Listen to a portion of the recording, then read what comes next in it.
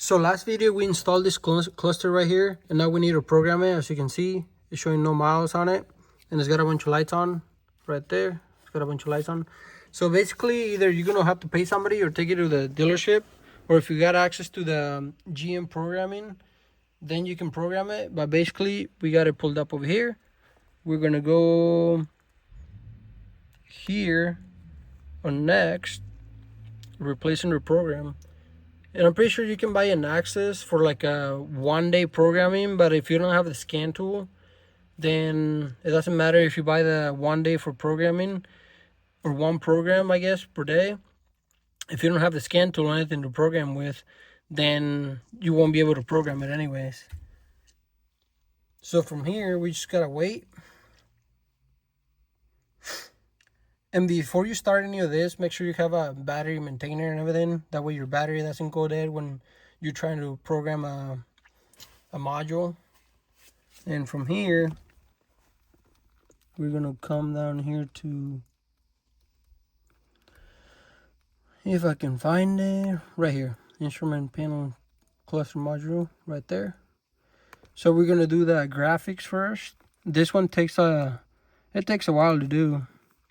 We're just gonna click on next, and then we just gotta wait for the computer.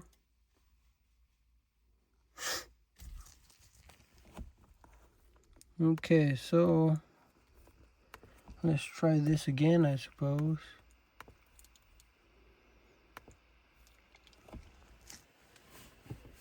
For some reason, I didn't want to take it. I might have to unhook the scan tool and try it again. Close everything down, unhook the scan tool, let it sit for a little bit, and then retry it. Let's see if it'll do anything now.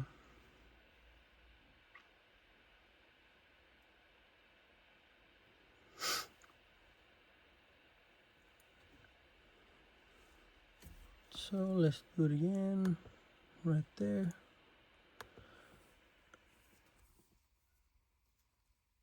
I think we're gonna do programming. Let's try graphics again. Service information says to do the graphics first, but it might not take it since the cluster's not programmed. If it doesn't take it this time, we're gonna try and do just the regular programming and then the graphics. Yeah, we're gonna do the programming first and then the graphics, even though service information does say to do the graphics and then program it. So I think we're gonna do the program, which makes sense, and then the graphics, and then the setup. But yeah, service information does say to do the graphics and then do the regular programming. So let's do this again.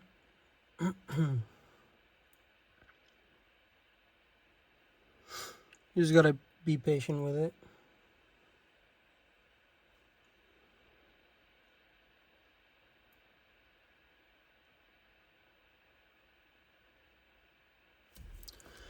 Okay, so cluster programming.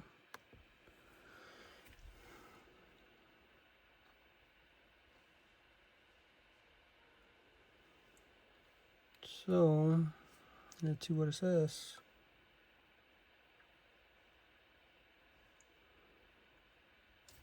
There it is. So now, like I told you in the last video, make sure you have the part number of the cluster before you put it on in case you need it. And yes, we do need it, so we gotta find out our part number. Okay, I got it figured out. So now that we got the part number, we clicked on it, and as we can see, we got unknown calibrations because the cluster is not programmed. So we're just gonna hit next on it, and it shows you right there how to find the number. Right there, you're gonna use GDS to find it, and then we're gonna click next, and then hopefully the programming is gonna go through. It wants the ignition off, so we turn the ignition off.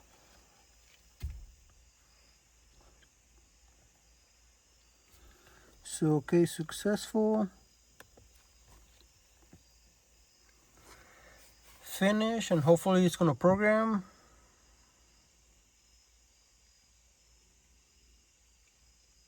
And you really don't know how long it's going to take programming. All you got is that screen right there, and it's going to take however long it needs to take, I guess. And there you go. It's taking it right now. I'm probably just going to pause the video for now until it gets to the end. That way you guys can see what happens after it's done. But I'll probably pause it now. That way I don't make the video too long. And we're almost done. 7 seconds. 6.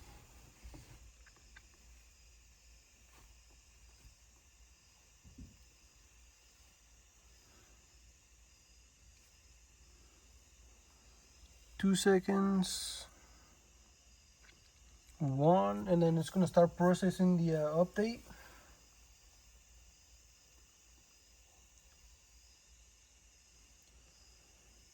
It didn't really take that long. I think it took like maybe 10 minutes. Or maybe less. Might have been 5 minutes.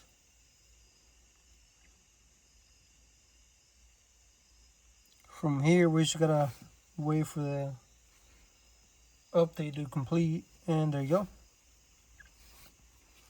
And it says right there, please be sure to do both IPC programming and graphics have been completed. So we're just gonna probably clear codes.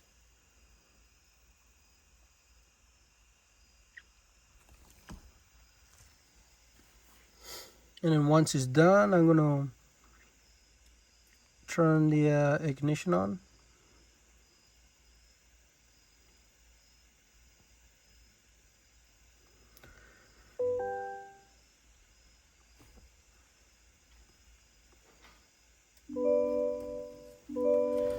Okay, we got the ignition on.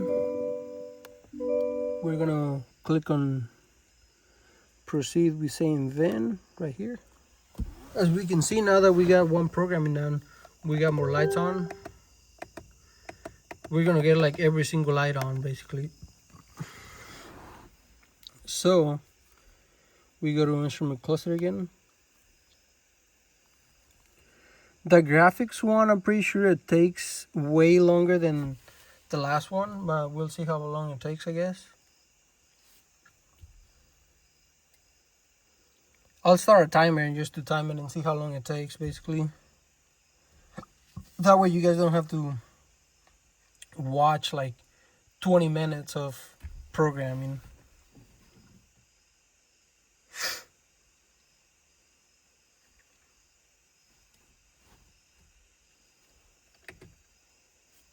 It basically takes a minute before it connects, and then we can go over here to next. So if you need the part number again, you know where to find it. And then it tells you right there not to use Wi-Fi and all that stuff. Use a cable, which I do have a cable. And make sure your MDI has got a cable on it. And it wants the ignition off again right there. So we got the ignition off.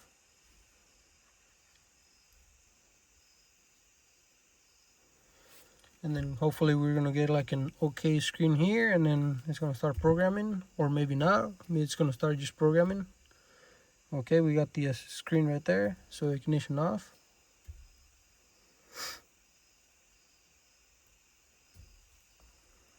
So now we click finish or next, whatever it said. I didn't even read what it said.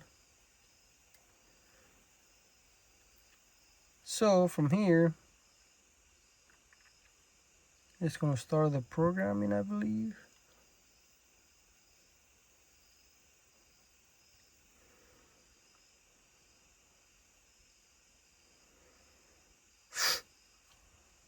Any second now, I believe. There you go. It's making some noises.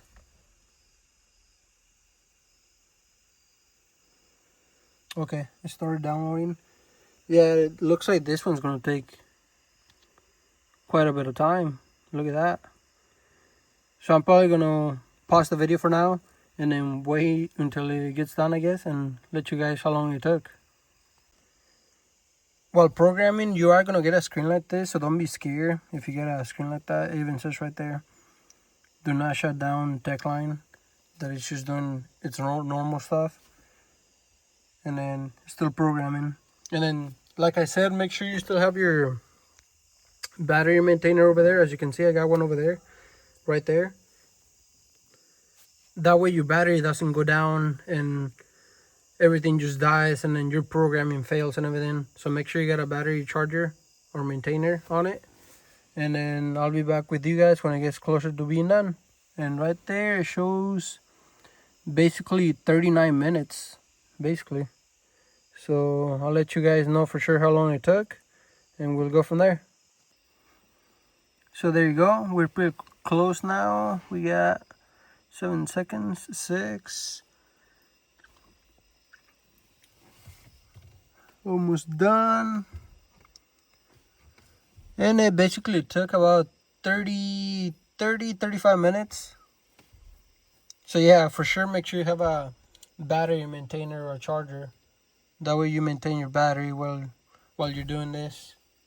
You don't want your battery going dead and then your programming failing, waiting all 20 minutes for just the programming to fail because you got a dead battery.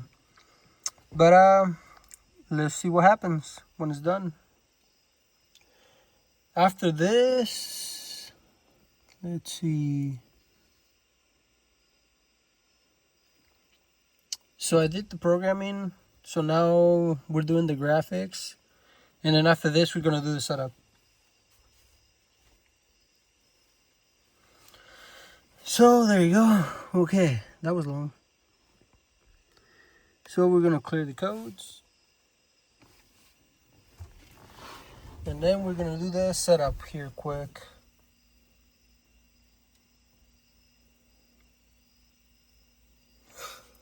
Before we do the setup though, we're going to turn the ignition on. And then you see, okay, we can just clear them later. Okay, so we're going to turn the ignition on. And hopefully, let me move you guys over here.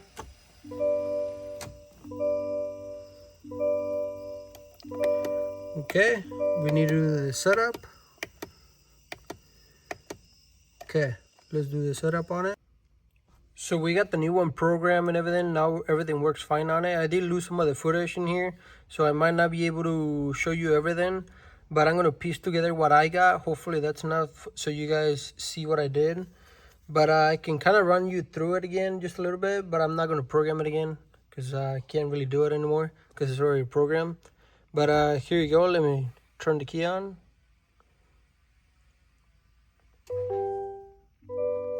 As we can see, everything looks pretty much working.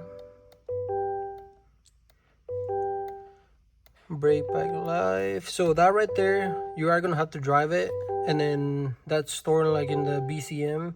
So you should be able to drive it, and the tires are just gonna appear in there once you start driving it.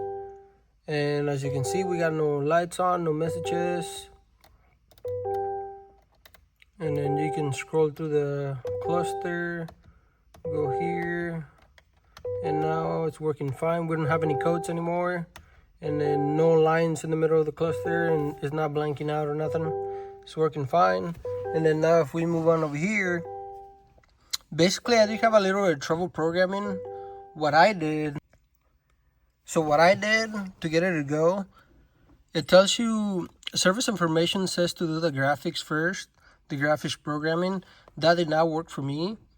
I didn't even want to take it, and my guess is because the cluster is not programmed.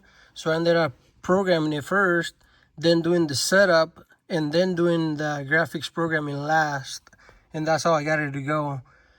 And when you do the programming, you are going to be, they're going to ask you for, let me pull it up quick, for this.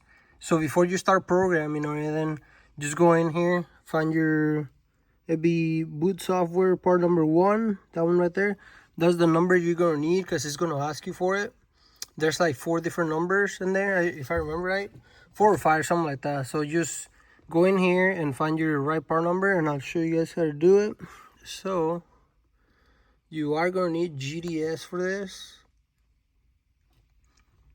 So when you replace the cluster, as soon as you hook up a scan tool before you program, just come in here and you should be able to go into the instrument cluster and find that part number.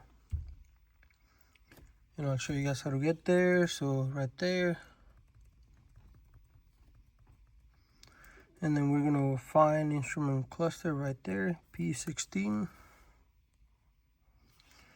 And then identification number. And then right there. And I click on the wrong one. Yeah, I went to the gear shift. I'm pretty sure did I click the wrong one? It should be this one. P16 instrument panel cluster. Yeah, here you go. And then you're gonna click on identification information. Right there again. And then right here you're gonna have your numbers and you're looking for this one. And without programming it, you should be able to come in here and look at the number right there. The only thing, you're going to have a bunch of codes because it's not programmed, but you should be able to come in here with GDS and look up that number because you're going to need it. So once you have that, go back to programming. Like I said, it says on SI, service information, to do the graphics programming first. That didn't work for me. So I did the programming, found my part number, put it in there, and then did the setup, and then did the graphics programming. And it went right through, and as you can see, everything's working fine now. And I got in the codes. One thing, no, I'll show you guys what I did on my charger, because you gotta have a charger on this. So this is my charger setup. I had a different one, but since it was taking longer, I decided to grab this one. This one does a better job of keeping the or maintaining the battery. So I ended up swapping chargers in the middle of programming, just because this one can maintain the battery better. The other one I had is a smaller one, and it would have been fine, but programming was taking a little long. The graphics programming took about 40 minutes, around 45 minutes. And the regular program took about 10 minutes. 10 minutes. And, or not even that, it might have been like maybe 4 or 5. At most 10, but I think it was like 4 or 5. Setup took like a minute maybe. And the longest one was the graphics programming. That took about 45 minutes. And for the other programmings, my other charger was fine. But this one, I ended up using this one because it can maintain the battery better. Right here, 12 volts, AGM, and I did 20 amp, and I did a pretty good job of maintaining the battery. When you're programming, you want to make sure you're maintaining that battery. Otherwise, you might have a failed programming event or something like that, and then you won't be able to program the module again. It might lock up the module, and that's just going to be more of a headache. So make sure you got a maintainer on it to maintain that battery. And that's it for this video. And if you guys don't have access to programming, you guys can buy it. But if you guys don't have the equipment, like the scan tool and everything, that you won't be able to program anyways. So you might want to replace the cluster and then just take it to the dealership and have them program it for you, which is be the easiest way if you don't want to spend that money. Because it is expensive to take it to the dealership and have them replace it and program it for you. And if you replace it and then just have them program it for you, then it'll be a little bit cheaper. But yeah, that's it for this one. Thanks for watching.